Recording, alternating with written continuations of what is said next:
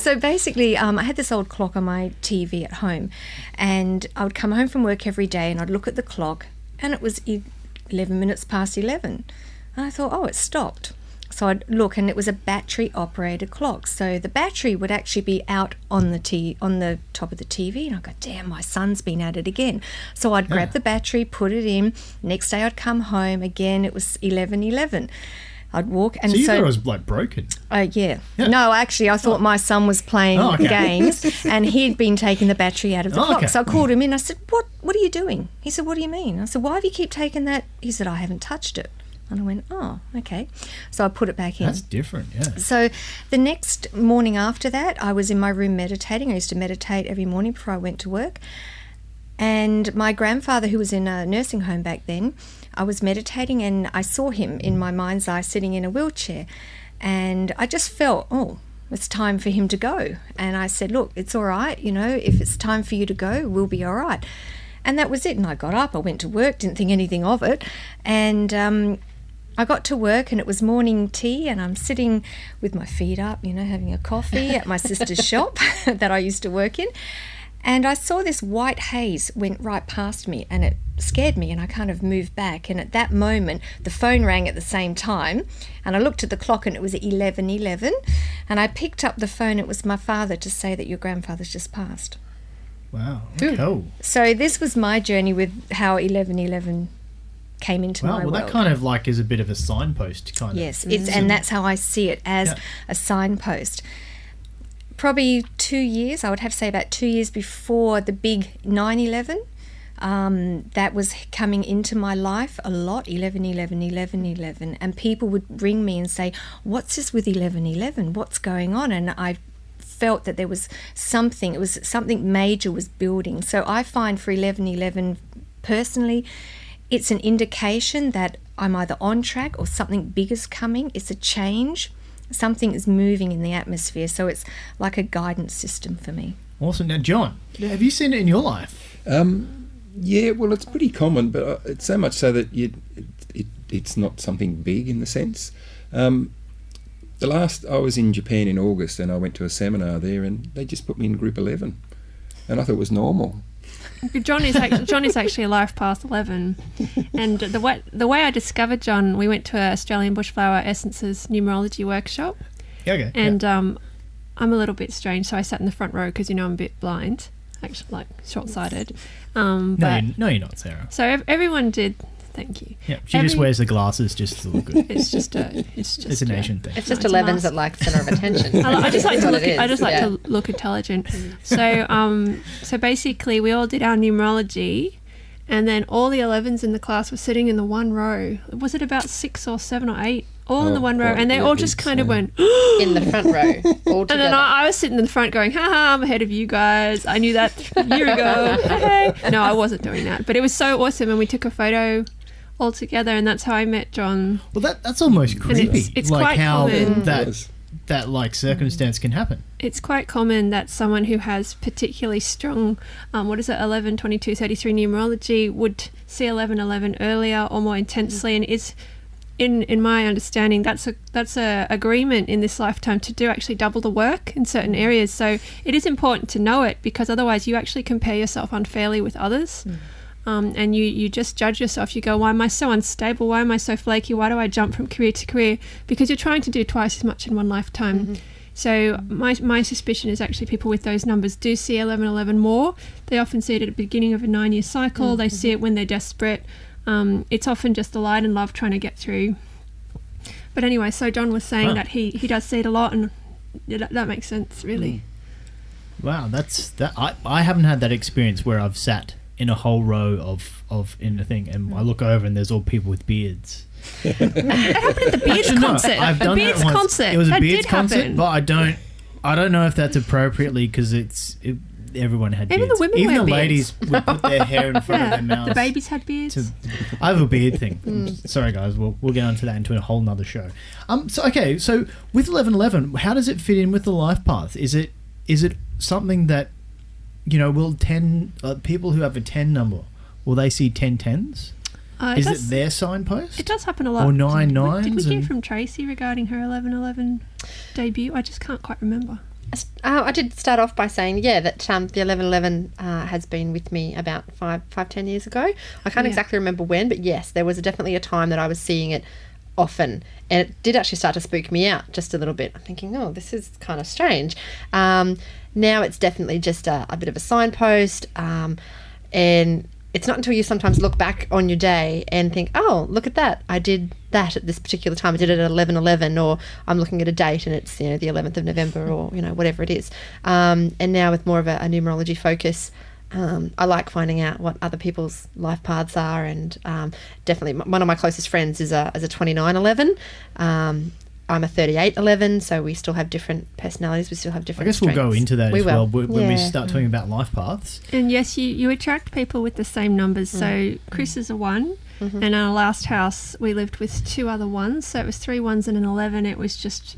It was sort of like overload sometimes, wasn't it? Because 1's a very individualistic, independent number. Whenever I talk to children about their numerology, they'll often say, that's my lucky number. I'll say, okay, so you're a 3, so you're healing the 3rd chakra, solar plexus. And they're like, that's my favourite. So I believe even when I'm doing the readings, it's just helping people to recall it. I don't think it's new information. I say it's like reading someone's diary back to them that they've just left in a high up cupboard. I believe we all intrinsically know we have a purpose and we're not accidents, even though that's maybe what our parents said. So it's kind of like the spiritual package. It's because when you get the TV bundle from a TV station, it's like your spiritual package, and so like you can. It's kind of like a guideline of what you would expect your resonance throughout life to start connecting with. Exactly. It's like when you have a plant and it matures at a certain age. So the sum of your life path. So say the sum of my date of birth is 29. I know that at 29 I'll have a massive shift, and that's when I discovered numerology. It was around the time I was leaving fundraising to go into psychic work. And whenever I talk to someone about that shift year, there's always something big. Have a child, get divorced, change careers. And it is like a plant that reaches maturity and just... it knows what it is, it flowers, you can identify it. And it's just so incredibly accurate. And I can only say that having done about 2,500 readings in about 2 years. Because I'm very skeptical. Not many. Only? Did she say only? Well, She did. Oh my God, that's a lot of reading. So you'd have a unique perspective on this, because it took me about you've seen 2,000 so to much think maybe it information. was real. Yeah. Because I'm very highly skeptical. And even now people are like, do this course, do this workshop. And I'm like, let me look into it, let me research it. And that's actually the type of person who this tends to occur to. So for example, they're probably listening to this podcast and some of them are going, nah, it's still an accident. We could keep going until 11:11, but that means we'd have to talk for about 3 more hours. Oh, we could do that. You don't have It wouldn't be that I don't know if hard. we have that much stamina. Can We'll see. I add a tiny little story? Yes. It's just to follow on from Caroline's. So having talked to people who write on 11:11 and a lot of people who see it, it does appear when times are dark. That's usually the first time you notice it. So the sunspot cycle is thought to be 11.11 years. The word light adds up to 11, so do another number of other words like energy. And some people say 11:11 is just pure energy, pure light, pure love. It adds up to 4. 4's the heart chakra. It's just like love reminding you that, I don't know, you're needed on the planet. And so when I decided to start writing about 11:11, in my spare time, and it was when a lot of people keep it secret. It's like this dirty little secret no one talks about until someone wears a t-shirt with it, which is a whole nother story. Then they're out. They've outed themselves. Yeah, that's fabulous. If you ever do wear an 11:11 shirt, you make a lot of friends in the shops. I'll wear a 10:10 shirt just to be different. That's also powerful. It's a fabulous underworld that you don't know that other people So you have can say 11s. underwear. No, underworld. That could be next. Is That there could a be black coming. market in 11:11 shirts? Well, there are people who wear them. But back to this. So I started writing about it. I have a blog at sarayip.com all about 11:11. And I was walking into a bank in Sydney, and it was the strangest experience. It was sort of the beginning of the weirdness, I call it. And I'm just standing there in the queue. You just have that moment where you're just vaguing out, and you're just that little sound next to you of a man screaming 11:11 at the top of his lungs, and that moment where you go, no, that's not happening, and you hide behind a pot plant and you go, no, refuse, not acceptable, go away. And he's like, 22, 33, and that moment where you go, nobody else is looking at him, this is for me. And I wasn't even doing like much psychic work. I was just like, no, that's a pretty obvious, talk to me. And so he's in the manager's office and I think, oh, I'll probably get thrown out by security, but I'm going to do it anyway. And I go in there and I just barge in and go, I think this guy and I need to talk. And the manager's like, thank God. Yeah. And I just take him into a corner. He's like, oh, my mother's just died and I keep seeing 22, and like, he's no one freaking listens out to me.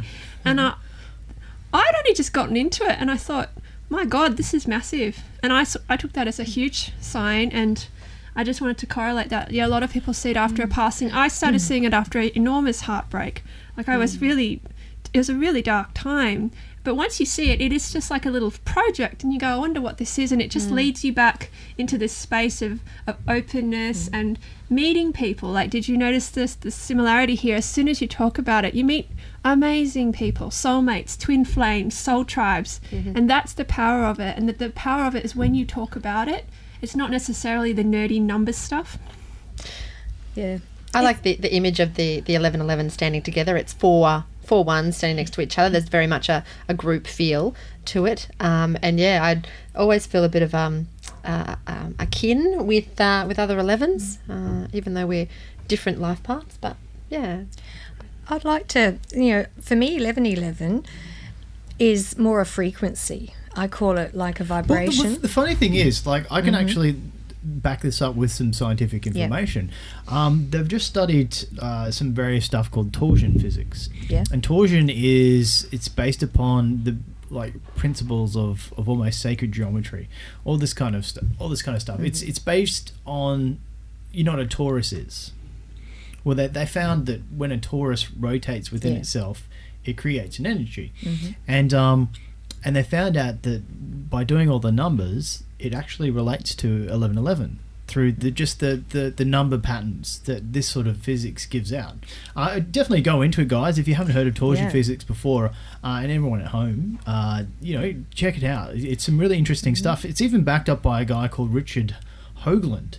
And he was the guy who was out there doing the Faces on Mars thing when he was, back in I think it was the 80s. It was all about that face on Mars and a place called Cydonia. Fantastic stuff to check out, because what they did, if you do the geometry of the area, there's all not natural geometry. So there's something there.